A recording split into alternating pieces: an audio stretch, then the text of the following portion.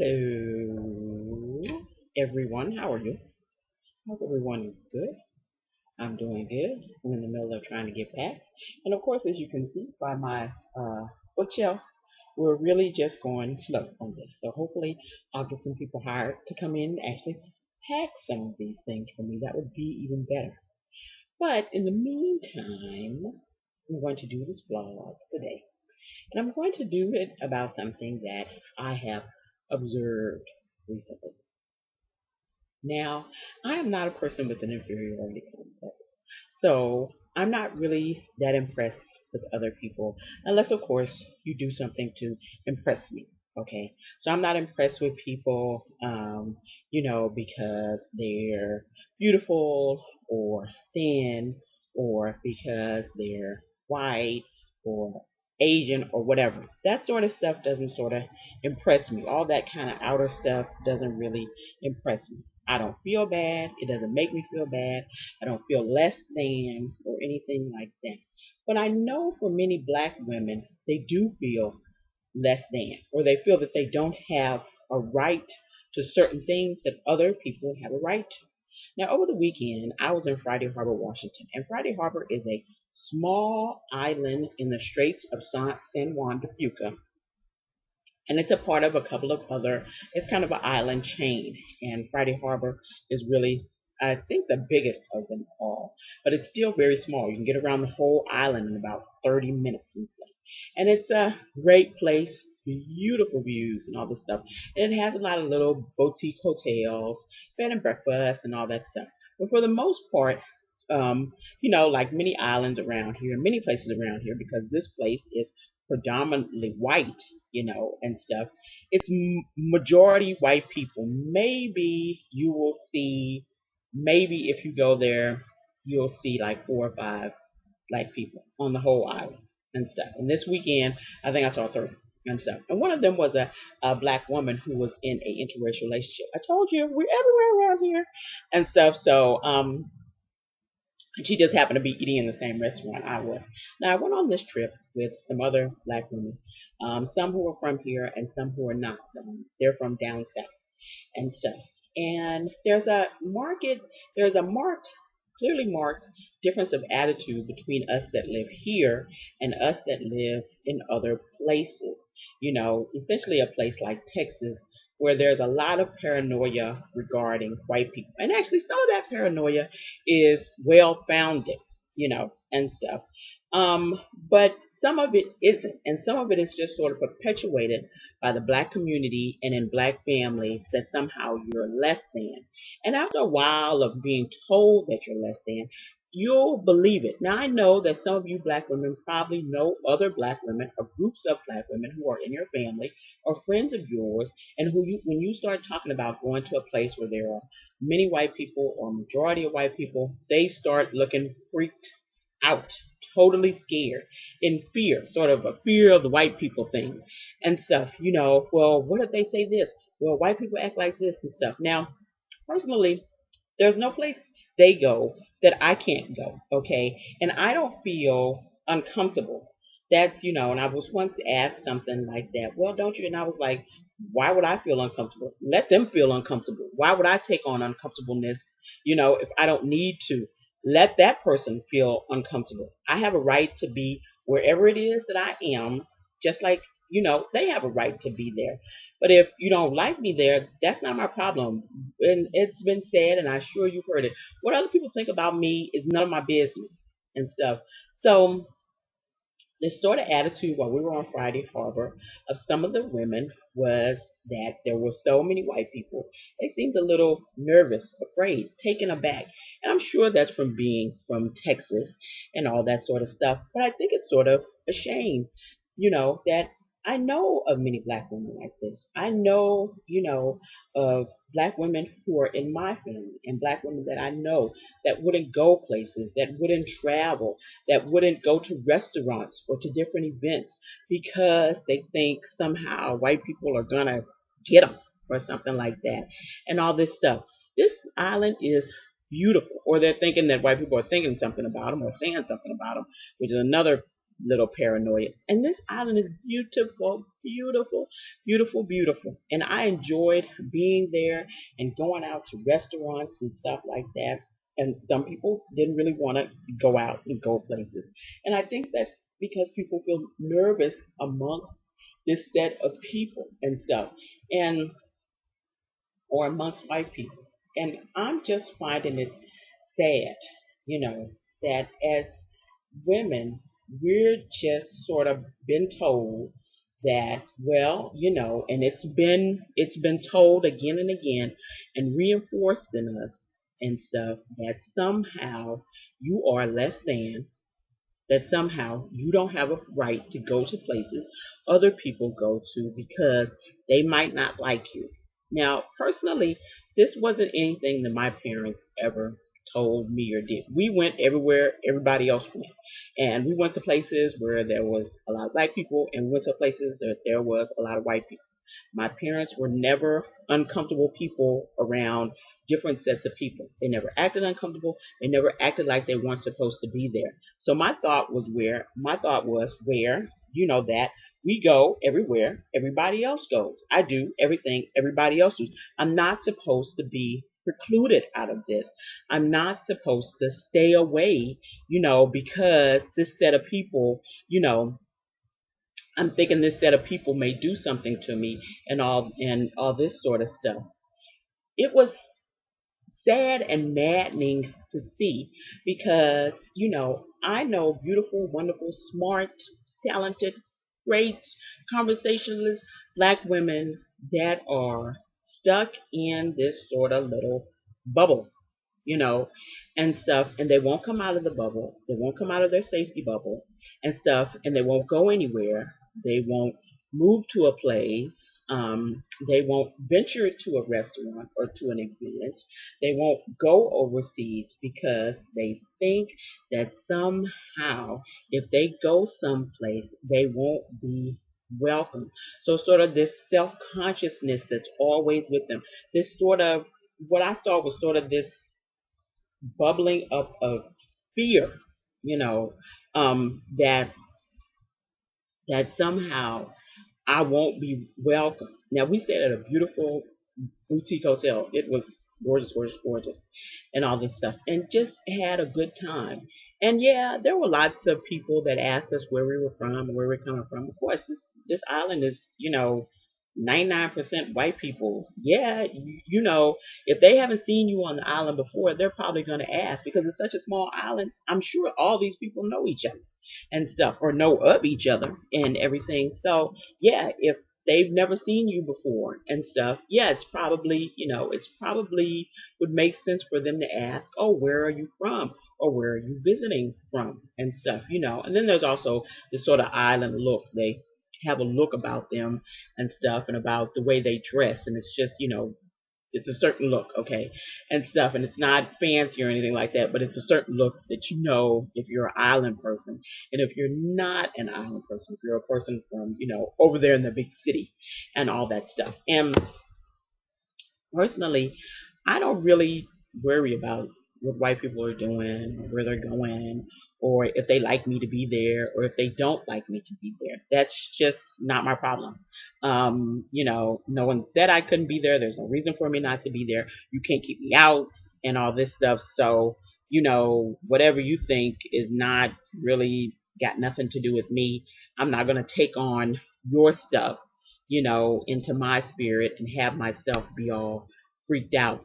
I mean, I was talking to someone on Twitter, and we were just having a conversation about moving and how many black women I've heard say they want to move, but they won't move. They live in a place or a city that they hate, and they want to move, but they won't move. And I'm just thinking, why won't you? And I mean, I'm not talking about people who maybe have a sick parent that they're taking care of. I'm talking about a person who is totally free and clear and just won't move. They just won't go anywhere. And then the first excuse is, well, my job. Hey, listen, if you're not the CEO of a Fortune 500 company and all that, sister, you can move. Okay, there'll be jobs everywhere you go. There'll be a job. Okay, you can pack a bag and you can move if you really dislike where you live.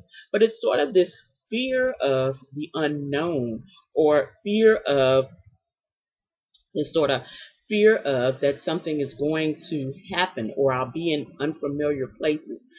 See, once I was, really sort of open and everything and cool with whoever when I lived in Texas. But really, once I got to Seattle, I just became like super, super open, and stuff. And many of the folks that I know who moved from Texas up here, we all became the same way. This place is so wonderful and the people are so friendly and it's so nice. Now, it doesn't mean it doesn't have its issues and its problems and all that sort of stuff. It certainly does, but people were so open and so nice and all this stuff. You just sort of all the little crap, all the little burdens of racial drama from Texas fell away for many people and all this stuff. My mom, who had grew up in segregated Texas, um, in the 1940s, 50s, and 60s and 70s, and all that sort of stuff. Even she, with some of the attitudes that she had, much of that stuff, and although my mom and dad never talked about that stuff, and that was something that I knew they had issues with, and all that stuff. That was stuff that they never sort of put on us, projected onto us as kids.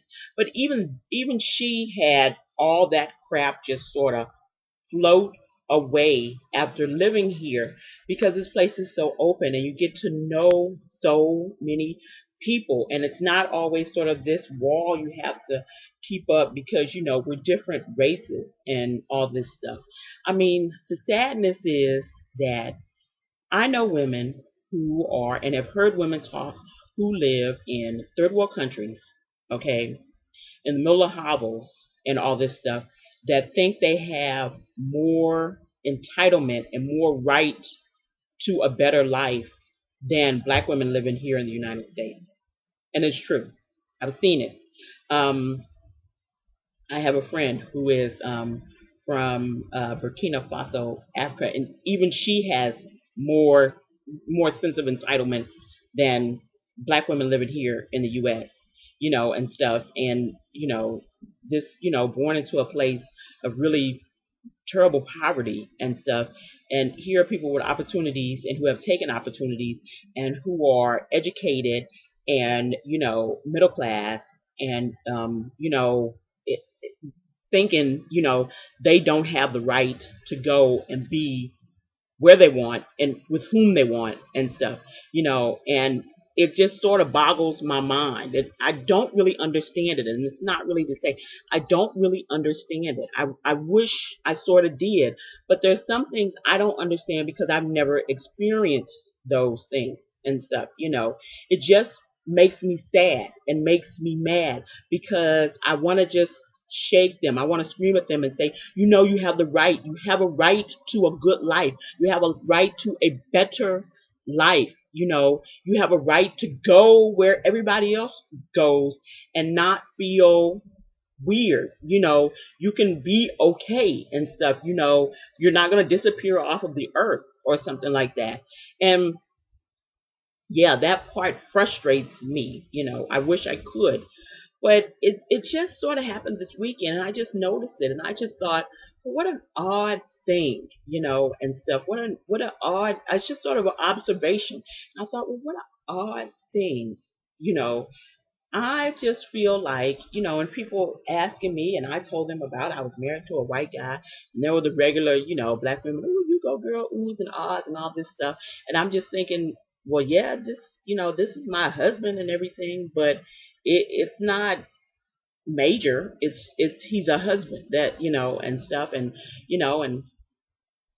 and the fact that I don't work really elicited lots of oohs and ahs and stuff, And some of the women were single and some were married and stuff, But it was just, and I'm just thinking, well, yeah, this is normal. This is sort of normal world. This is what people sort of do in normal world, and stuff is, you marry who you want, and if your husband decides and you want, he can take care of you and you can do that, that you do that. This is not anything weird and all this stuff. So it was just, I'm just, and I get lots of that. I get lots of those oohs and ahs. And that's usually something I get along with the next line, which is, well, I can do that. I could marry no white dude. Well, hey, that's you. I mean, I could, and I did, and I'm living really good because I did.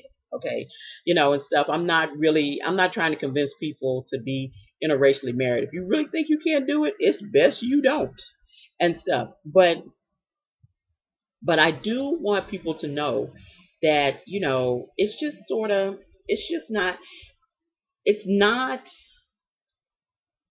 the world is open to you. It's not open. It's not open. It's not closed to you. It's not closed.